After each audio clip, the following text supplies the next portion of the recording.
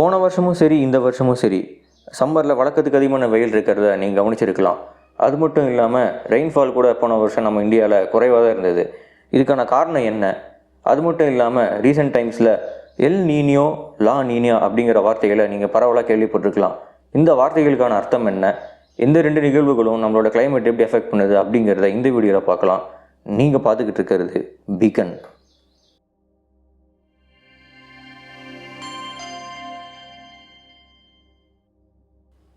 இந்த எல் நீனியோ அப்புறம் லா நீனியா ரெண்டுமே பெசிபிக் ஓஷனில் நடக்கக்கூடிய முக்கியமான நிகழ்வுகள். இந்த பெசிபிக் ஓஷன் அப்படிங்கிறது தான் நம்ம உலகத்தில் இருக்கக்கூடிய மிகப்பெரிய ஓஷன் அப்படிங்கிறது நம்மளுக்கு எல்லாருக்குமே தெரியும். எப்படி பெசிபிக் ஓஷனில் நடக்கக்கூடிய இந்த நிகழ்வு உலகத்தில் இருக்க மற்ற பார்ட்ஸை அஃபெக்ட் பண்ணுது, அப்புறம் இந்த எல் நீனியோ அப்புறம் லா நீனியோ அப்படிங்கிறது என்ன அப்படிங்கிறத பார்க்கறதுக்கு முன்னாடி பெசிபிக் ஓஷனில் நடக்கக்கூடிய முக்கியமான வெதர் சைக்கிள் என்ன அப்படிங்கிறது பார்ப்போம். நார்த் அண்ட் சவுத் அமெரிக்காவுக்கும் ஏஷியா அண்ட் ஆஸ்திரேலியாவுக்கும் நடுவில் இருக்கக்கூடிய மிகப்பெரிய வாட்டர் பாடி தான் இந்த பெசிபிக் ஓஷன். இந்த பெசிபிக் ஓஷன் அப்படிங்கிறது நம்ம உலகத்துடைய ஈக்குவேட்டரில் அமைஞ்சிருக்கு. நம்ம எல்லாருக்குமே தெரியும், நம்ம உலகத்திலே அதிகமான சன்லைட் வர்றது ஈக்குவேட்டரில் தான். அதனாலே இந்த ரீஜனில் டெம்பரேச்சர் ஜாஸ்தியாக தான் இருக்கும். நம்ம எர்த்தினுடைய ரொட்டேஷன்னால கோரியோலிஸ் எஃபெக்ட் அப்படின்னு சொல்லப்படக்கூடிய ஒரு எஃபெக்ட் உருவாகும். அந்த எஃபெக்ட்னால பல வகையான காற்று மண்டலங்கள் உருவாகும். இந்த காற்று மண்டலங்கள் தான் நம்ம உலகத்தில் ரெயின்ஃபால் எப்படி வரும் அப்படிங்கிறத தீர்மானிக்கும். உதாரணத்துக்கு சொல்லணுன்னா south west monsoon, north east monsoon அப்படின்னு சொல்லப்படக்கூடிய பல காற்று மண்டலங்கள் நம்ம உலகத்தில் இருக்குது. இந்த மாதிரியான ஒரு காற்று மண்டலம் தான் இந்த பெசிபிக் பெருங்கடல்லையும் உருவாகுது. அதுக்கு பேர் ட்ரேட் விண்ட்ஸ் அப்படின்னு சொல்லுவாங்க. இந்த ட்ரேட் விண்ட்ஸ் ஆனது ஈஸ்ட்லேருந்து வெஸ்ட் ட்ராவல் ஆகும்.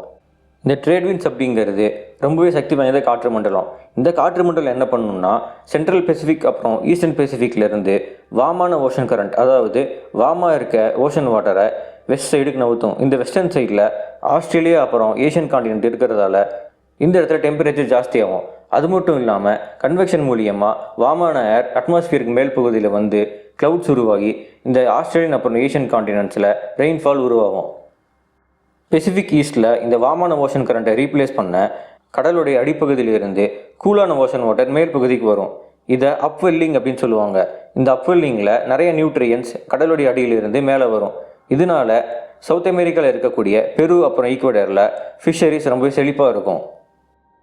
இந்த வெஸ்டர்ன் சைடில் மழை பெஞ்சு முடித்த உடனே அந்த வாமான ஓஷனர் மறுபடியும் ஈஸ்ட் சைடுக்கு நவரும்.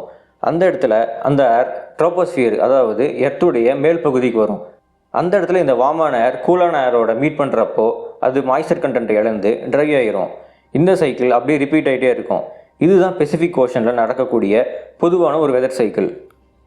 இப்போ இந்த எல் நீனியோ அப்படின்னா என்னன்னு பார்ப்போம். இந்த எல் நீனியோவை சயின்டிஸ்ட் என்சோ அப்படின்னு குறிப்பிடுவாங்க. இந்த என்சோ அப்படிங்கிறது எல் நீனியோ சதர்ன் ஆசிலேஷன். நம்ம முன்னாடியே பார்த்த மாதிரி இந்த எல் நீனியோ அப்படிங்கிறது பெசிபிக் ஓஷனில் தான் உருவாகும். இந்த கண்டிஷன் பெசிபிக் ஓஷனில் உருவாகிறப்போ பொதுவாகவே ஸ்ட்ராங்காக இருக்கக்கூடிய ட்ரேட் விண்ட்ஸ் அதோடைய சக்தி இழந்து ரொம்பவே வீக் ஆகிரும். இந்த ரீசன்னால் சென்ட்ரல் பெசிபிக் அப்புறம் பெசிபிக் ஈஸ்ட்லேருந்து வாமான ஓஷன் கரண்ட்டை பெசிபிக் வெஸ்ட் சைடுக்கு தள்ள முடியாமல் மொத்தமாக இருக்கக்கூடிய வாமான ஓஷன் கரண்ட்டும் பெசிபிக் ஈஸ்ட் சைடுக்கு நவுந்துடும். அதாவது பெரு அப்புறம் ஈக்குவடார் ரீஜனுக்கு நவுந்துடும். அது மட்டும் இல்லாமல் பெசிபிக் வெஸ்ட் சைடில் வாமான ஓஷன் கரண்ட்டை ரீப்ளேஸ் பண்ண கூலான ஓஷன் வாட்டர் கடலுடைய மேல் பகுதிக்கு வந்துடும். இந்த ரீசன்னால் பெசிபிக் ஈஸ்ட், அதாவது பெரு அப்புறம் ஈக்குவடரில் அதிகமான கனமழை பெஞ்சு வெள்ளம் உருவாகும். அதுக்கு ஆப்போசிட்டாக இருக்கக்கூடிய பெசிபிக் வெஸ்ட், அதாவது ஆஸ்திரேலியா அப்புறம் ஏஷியன் கண்ட்ரீஸில் மழையுடைய அளவு ரொம்பவே கம்மியாயிரும். இதனால டெம்பரேச்சர் ரொம்பவே ஜாஸ்தியாகி வறட்சி அப்புறம் ஃபாரஸ்ட் ஃபயர்ஸ் ரொம்பவே ஜாஸ்தியாக உருவாகும். இந்த கண்டிஷனை தான் சயின்டிஸ்ட் எல் நீனியோ அப்படின்னு சொல்கிறாங்க. இப்போது லா நீனியானா என்னன்னு பார்ப்போம். இந்த எல் நீனியாவுடைய கம்ப்ளீட் ஆப்போசிட் தான் இந்த லா நீனியா. இந்த லா நீனியா பெசிபிக் ஓஷனில் உருவாகிறப்போ வழக்கத்தை விட அதிகமான சக்தி இந்த ட்ரேட் விண்ட்ஸுக்கு இருக்கும். அதனால் வழக்கத்தை விட அதிகமான வாமான ஓஷன் கரண்ட் பெசிபிக் வெஸ்ட்டில் வந்து அடையும். அதனால் அந்த இடத்துல இருக்கக்கூடிய கண்ட்ரீஸில் ரொம்பவே ஜாஸ்தியான மழை வரதுக்கான வாய்ப்புகள் அதிகமாக இருக்குது. அது மட்டும் இல்லாமல் அதோட கம்ப்ளீட் ஆப்போசிட்டாக இருக்கக்கூடிய பெசிபிக் ஈஸ்டில் வறட்சியும் ஃபாரஸ்ட் ஃபயர்ஸ் உருவாகிறதுக்கான வாய்ப்புகள் ரொம்பவே ஜாஸ்தியாக இருக்குது. இப்போ உங்கள் எல்லாருக்குமே இந்த எல் நீனியோ அப்புறம் லா நீனியா ரெண்டுமே குளோபல் வார்மிங்னால் ஏற்படக்கூடிய ஆர்டிஃபிஷியல் எஃபெக்ட் மாதிரி தோணலாம். ஆனால் இது கம்ப்ளீட்டாக இயற்கையாக நடக்கக்கூடிய ஒரு வெதர் சைக்கிள் தான். இந்த வெதர் சைக்கிளில் 2 to 7 இயர்ஸுக்கு ஒரு தடவை எல் நீனியோ உருவாகும். இந்த எல் நீனியோ ஒரு சில மாதங்கள்லேருந்து ஒரு சில வருஷங்கள் வரைக்கும் நீடிக்கலாம். அதுக்கப்புறம் ஒரு நியூட்ரல் ஸ்டேட் உருவாகும். இந்த நியூட்ரல் ஸ்டேட்டுக்கு அப்புறம் லா நீனியா உருவாகும். இந்த சைக்கிள் அப்படியே தொடர்ந்து நடந்துக்கிட்டே தான் இருக்கும். இப்போ ரீசெண்டாக 2023 பெசிபிக் ஓஷனில் எல் நீனியோ உருவாச்சு. இந்த எல் நீனியோ 2024 ஏப்ரல்லேருந்து ஜூனுக்குள்ளே முடிவடைகிறதுக்கு 85% வாய்ப்பு இருக்குன்னு சயின்டிஸ்ட் சொல்கிறாங்க.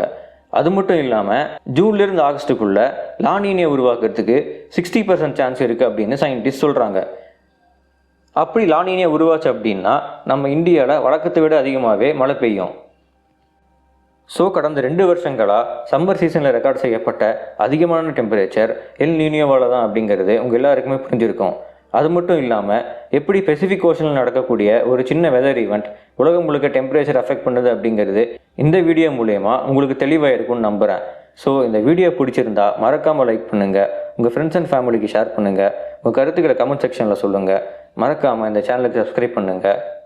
நீங்கள் பார்த்துக்கிட்டு இருந்தது பீக்கன்.